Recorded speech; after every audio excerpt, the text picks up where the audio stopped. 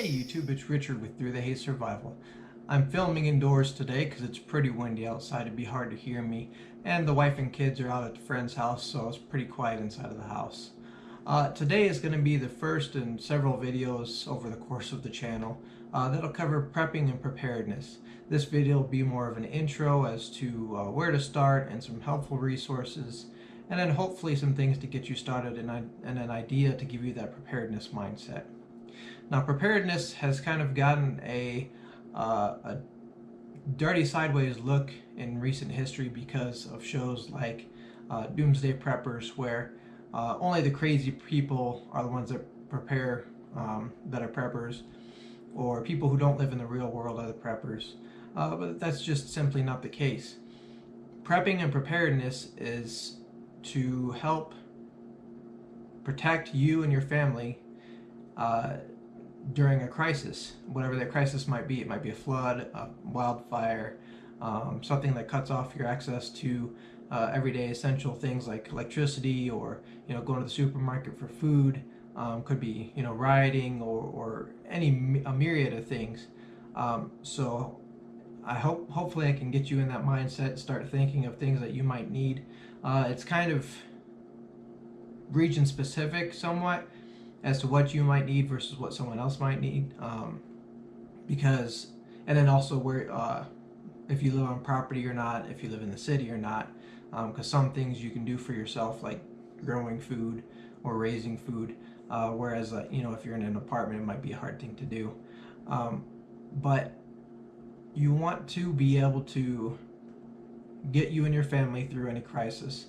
Hurricane Katrina was a recent one, and people still out in people's minds that people were stuck for many days without things like fresh water, food, any services whatsoever. They're stuck in their homes. Some people were on dry land and they just didn't have access to those things. Some people were actually stuck in the floodwaters, on top of their roofs or in their attics or on the top floor of their houses without, clean water and food to eat. And it can happen anywhere. There's been all that flooding in Nebraska, which my heart goes out to all the people in Nebraska. Hopefully you'll pull through this. I know there's a lot. Farmers and ranchers are all strong people, and if anyone can get through it, they can. But the wildfires in California, if a wildfire knocks down a whole bunch of trees over the highway that you take to get out of your house, or out to town, then that's gonna cut you off from some getting food. It could also cut electricity because the power lines burn down, or they turn off the power to protect several more homes, or to keep the fire from spreading more or creating more fire. So that's just some things that you need to look at. You don't want to, you can get deep in the weeds with it and know I need to buy this, this, and this. Prioritize the things that you need first, the most important things like water and food, before you go out and buy things that are out of your budget. Don't go into debt trying to prepare for whatever may come. A lot of people like to laugh at people who prepare for the zombie apocalypse, the Walking Dead, Living Dead, whatever you want to call it.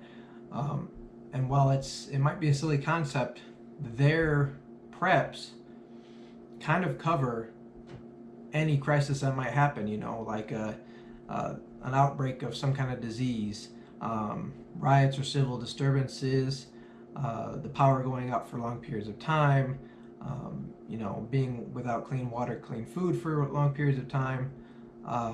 That's, being able to defend yourself against outside threats. Again, that it's silly to look at it as, oh yeah, the zombies are never going to happen. But if you see what that covers, it might get your mind to thinking, oh, well, I should have, a gallon of water per person per day, just for drinking, not let alone washing and things like that. Canned food versus dehydrated food versus freeze-dried food versus MREs, and you know, ways to purify water if you have access to water, like a creek or something like that, but you don't have ways to purify it. Um, you know, that's something to think about. If you don't have a well or something, if you live in the city, ways of storing water, because if the electricity goes out, the grid goes out, then those electric pumps that move the water to your residence, they're going to stop and you won't have any water. Um, just a few things to think about. I have a couple of books here that kind of cover a lot of things. The first one is the Encyclopedia of Country Living. This is a great book, you know, if you want to get started homesteading. To me, homesteading and preparedness go hand in hand, because if you can homestead, if you're able to, whether you're renting a house or you live in a house, you own property, whatever, being able to grow things, raise food, whether it's chickens or goats or cow or whatever, for eggs or meat and milk, and then, you know, raising a vegetable and fruit garden and getting all of these things that you need, because stores really only have a little bit of inventory. It's what you see on the shelves and very little in the back. They generally get a delivery pretty much every day, and, you know, stock is rotated, and what you see is what you get. So it doesn't take very much. There's a big crisis, something like that, people will make a run for the store and everything will be sold out, you know, that people go after. You know, your breads, your milk, a lot of canned goods and stuff. So being able to raise and can your own food, having those homesteading skills that our forefathers have passed down to us, some of them which we've neglected for many, many years, that's really good for preparedness.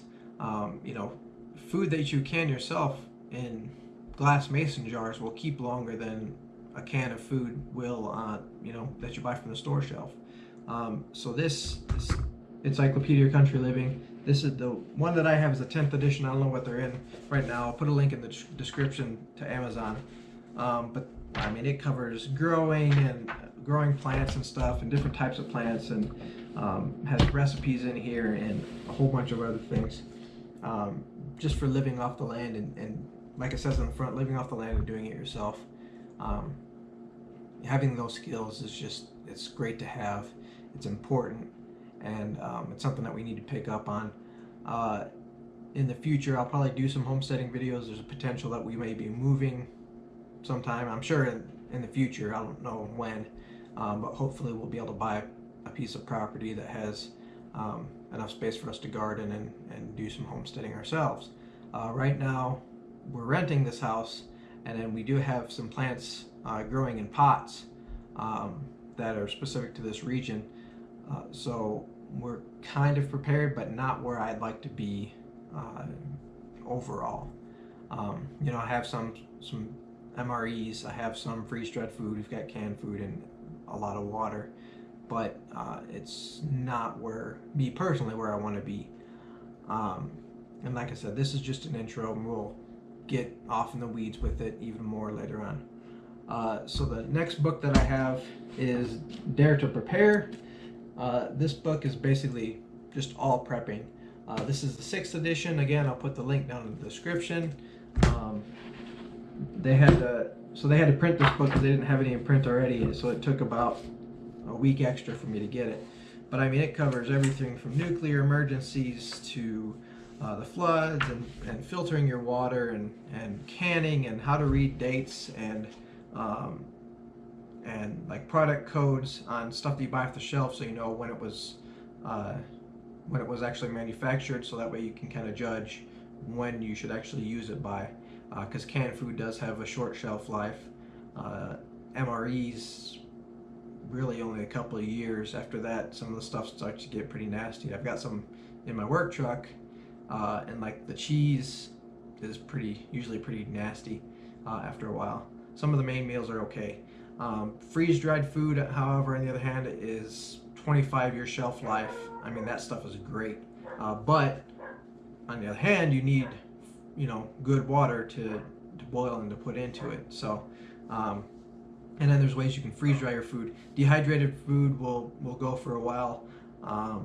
You know, it's whatever option suits you, whatever you can do right now for you and your family. And then don't just buy beans and rice if you don't already eat a lot of beans and rice. Don't buy a whole bunch of food that you don't already eat, because it's just gonna sit there and get old and get rotten. For food, you need to buy things that you eat on a regular basis, stack it in your pantry, and then use the cans. Next time you go out, buy another can to replace it. That way you're rotating your stock. You always have fresh food in there. And then anytime you go to the store, say, set aside $10 or $15, say, this $10 or $15 is going toward extra food that I'm going to put away for my preps for the future, for whatever. Case of water and handful of canned food, whatever that might be. So that's something to just keep in mind. Being prepared, it helps you to have that peace of mind. So if the power does go out, which it has happened here, it's gone out for a while, you're ready for it. You can still heat up your food and boil water even if the electricity is out, because your electric range doesn't work. You still have ways of your food that you've bought for preps isn't going to go bad because the refrigerator stops working. Like I said, try to get the basics first. Your food and your water. Don't go spend thousands of dollars on a generator and gas storage and all that stuff until you just have the basics ready. Also, it's good to have cash on hand. Power goes out, which again, it's happened here. You go to the store is still operating. They're still able to work, but credit card machines and stuff like that won't work. They'll still take cash and whatnot, but if all you're using is plastic, which you shouldn't be using anyway, you should try to avoid debt if you can. Have some cash on hand. $100 broken down into smaller bills, maybe all fives or whatever. Some people say gold and silver. That's up to you. If you want to have something that's long term that you can, turn into a tradable asset, say, grid collapses, society as we know has stopped, and you need to trade for beans or bullets or band-aids, then you trade some gold or something, since cash would probably be worthless anyway. That's getting deep off into it. So hopefully I've kind of got you thinking about some things that you need, some things that you can do so that you can maybe start to prepare.